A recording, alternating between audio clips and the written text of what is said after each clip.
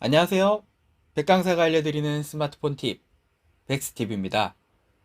오늘은 신종 피싱 피해를 예방하기 위해 번호 변작기, 그리고 고액 알바 주의보라는 내용으로 영상을 제작하였습니다. 최근 있었던 사건을 바탕으로 제가 한번 사연을 재구성해 보았습니다. 아버지에게 막내딸이 전화가 왔는데요. 당연히 전화를 받겠죠. 전화를 받으니까 갑자기 막내딸이 울먹이면서 얘기를 합니다. 아빠, 나 친구가 사채를 썼는데 내가 보증을 써줬어. 라면서 울먹이는데요. 아버지가 깜짝 놀라겠죠. 얘기를 합니다. 무슨 일이냐? 거기 지금 어디야? 라고 하니까 갑자기 낯선 남자가 전화를 바꾸면서 돈만 제때 주시면 따님 손끝 하나 안 다치고 보내드린다. 라면서 금전을 요구합니다. 아버지가 그래서 통화를 이어가고 현금 3,400만 원을 인출을 해서 송금 직전까지 간 상황이었는데요.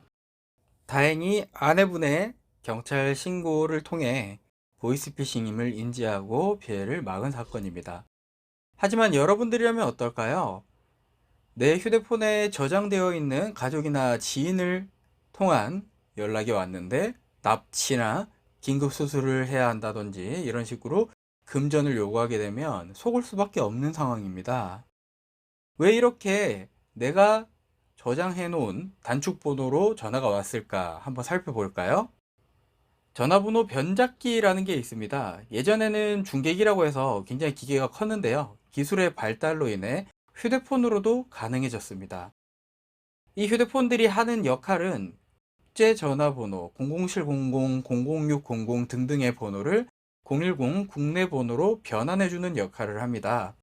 네, 이런 휴대폰 중계기를 소화전이라든지 사람들이 많이 다니는 공공장소에 숨겨놓거나 모텔이나 원룸 같은 곳에 휴대폰을 충전하면서 배치를 해놓고 또는 알바를 고용해서 사람들로 하여금 지하철을 타고 다니게 하거나 또는 자가용을 몰고 다니게 하거나 하는 방식의 수법을 활용해서 타인들에게 국제번호를 국내 번호로 변환시켜 피싱을 하는 수법으로 사용하고 있습니다.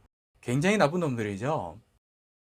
이런 경우에는 자, 이렇게 통화 기록상에 예를 들어 막내딸 이렇게 아까 납치범의 전화가 왔으면 통화 기록상에 전화번호가 기록이 남아 있을 거잖아요.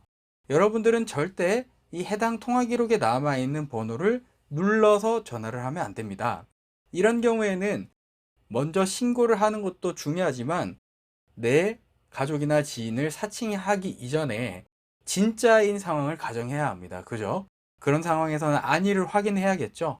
안위를 확인할 때에는 통화 기록상에 남아있는 이 전화번호로 전화를 하게 되면 조작된 전화번호로 전화가 가기 때문에 또 속습니다. 직접 내가 번호를 눌러서 전화해야 한다는 걸 명심해 주셔야 합니다. 절대 잊어버리시면 안 됩니다. 당황할 때는 잊어버릴 수도 있기 때문에 요거를 좀 기억 속에 남겨 놓으시면 나중에 이런 상황이 발생했을 때 비단 막내딸뿐만이 아니라 가족이나 지인을 사칭한 이런 전화가 왔을 때에도 활용을 하셔서 피해를 막으셔야겠습니다. 경찰청에서도 이런 불법적인 전화금융 사기에 대한 단속과 처벌을 상시 실시하고 있는데요. 경찰청의 보도자료를 살펴보면은 이런 식으로 상시 운영을 하고 단속을 하고 있다는 걸 알 수 있습니다. 여기서 제가 자료를 좀 더 가지고 와 봤는데요. 21년 8월 17일 조간 보도자료에 특별단속 보도자료 내용을 살펴보면 전화금융사기 범죄 체계라는 내용이 나옵니다. 경찰청에서 게시한 자료입니다.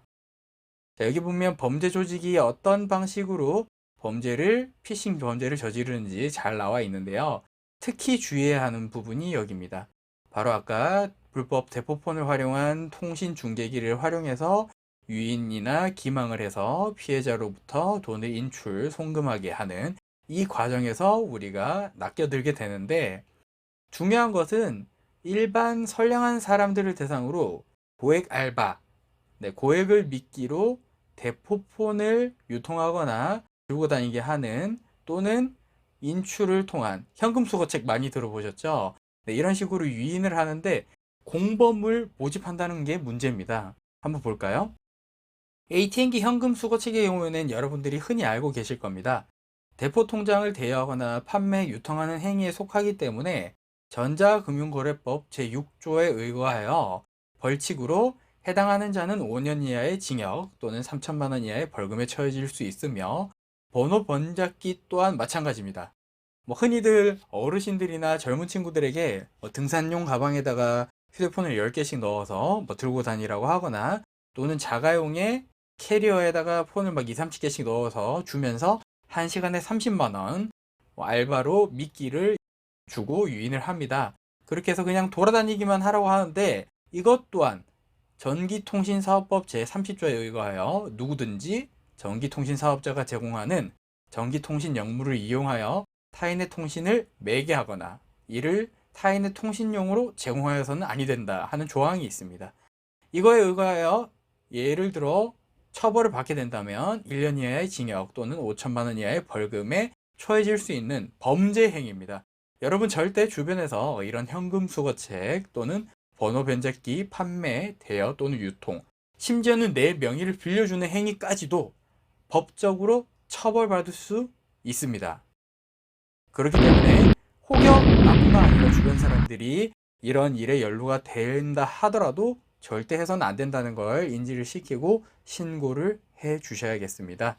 제가 예시로 가져온 이 법 조항들 외에도 여러 가지 고려 사항이 있기 때문에 이거는 제 개인적인 백강사의 생각일 뿐 여러분들이 법적 용도로 참고를 하셔서는 안 되고요. 이러한 것들이 있다 정도로만 이해를 해 주시면 되겠습니다. 오늘은 여기까지 하도록 하겠습니다. 여러분들이 해당 이 영상을 토대로 향후에 이런 피해가 없으시길 바라는 마음으로 제작을 하였습니다. 매주 영상 한 편씩 보다 더 다양한 스마트폰 활용법이 궁금하시다면 구독과 좋아요를 눌러주세요. 영상을 끝까지 시청해 주셔서 감사합니다. 맥스TV였습니다.